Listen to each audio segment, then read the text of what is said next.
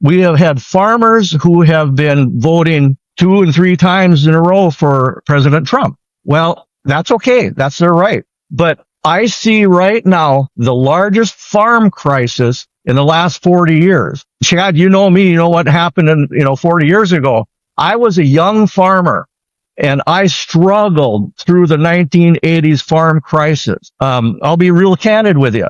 During that time, I went in for treatment for alcoholism, and it's the best thing I ever did. I wouldn't be alive talking to you guys today. I saw where people were getting foreclosed and they were filing bankruptcy. There was really, families got divorced and breaking up and all kinds of bad stuff. I don't want to see those people that are the same age today, those young farmers, as I was in the 80s, because that was hell. I wouldn't wish that upon anybody. I don't care who they voted for. Somebody has to stand up and talk to them. Farmers don't have enough fertilizer because of the war in Iran. 1/4 of all farmers don't have the fertilizer they need for planting season right now, which means there's going to be potential interruptions to our food supply later this year. And this is on top of the fact that 46% of all farms filed for bankruptcy last year because they didn't have enough money. And that's on top of the fact that less than half of all farms are going to show a profit, which means more bankruptcies will come because they didn't make enough money to make ends meet. Do y'all understand that if these farms close and one company buys them all up, our food prices will go through the roof? There'll be no more competition. It'll be one company running it all, and everything will skyrocket, and we won't have a choice. There'll be no competition, so we can only buy our food from this one person if they own all the farms, and that's what they're trying to do. Farmers aren't struggling because it's a hard job. They're struggling because somebody's trying to eradicate them, and that's the craziest thing, y'all. I don't think enough people are talking about this. What are we supposed to do when the cheapest food, like leafy greens and stuff, is $10 because this is what the company wants to charge because they run all the farms? We can't live like this. JD Vance has stock in a company called Acre Traders where they buy failing farms and convert them into other things like parking garages, lots for like commercial projects and things like strip malls, all that craziness. It's any old thing. They can just do whatever they want with it. Why would why vice president be a part of that? And now farmers are failing.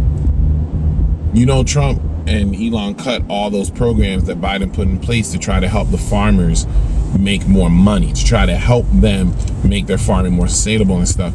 They cut all those programs, and now all those farmers are left holding the bill. And I know y'all gonna be like, oh, they voted for this. I understand that. This is about me. This is about my food. I clearly like to eat. What am I? And I understand I need to lose weight, so let me get my vegetables then. I need my vegetables. I need my fresh fruit. We need that just to be healthy, and that's now questionable because Republicans are pushing for conglomerates. This is a real problem, and I'm hoping more people become privy to it and realize that they are playing in our faces. They have no intent of making life better. They only intend to make themselves richer. And it's a really scary thing, y'all. And again, I'm not trying to fearmonger, but this one here is concerning to me. Y'all have a good day. Think about it for a second. Farmers are saying fertilizer costs are exploding. Fuel prices are climbing, debts are stacking up, and profits are disappearing. For years, people believed that hard work in farming meant stability. Work hard, grow crops, feed people, and build a future for your family. But now many are saying they're working harder and getting less in return. And this is where the conversation becomes serious. Because when a farmer struggles, it's not only one person struggling. Behind every farm, there are workers. Truck drivers, local businesses, mechanics, suppliers, families, and entire communities depending on that farm to survive. People sometimes look at farmers and think, they own land, they'll be okay. But owning land doesn't automatically mean owning security. If the cost of running that land becomes too high, suddenly you're not building a future anymore. You're trying to survive another month. And what's scary is that many people don't notice these problems until they start reaching grocery stores. Because when food is sitting on shelves, everything looks normal. but food doesn't magically appear there. There is an entire chain behind it. If fertilizer becomes expensive, growing crops becomes expensive. If fuel becomes expensive, transportation becomes expensive. If farming becomes unprofitable, fewer people stay in farming. And eventually that pressure moves down the chain until ordinary people feel it. Then suddenly people begin asking, why are food prices going up? But by then, the problem may have already been building for years. Now here's something I think people need to understand. Pain doesn't care who you voted for. Economic pressure doesn't ask if you're Republican, Democrat, conservative, or liberal. Rising costs hit everyone, and maybe that's the lesson here.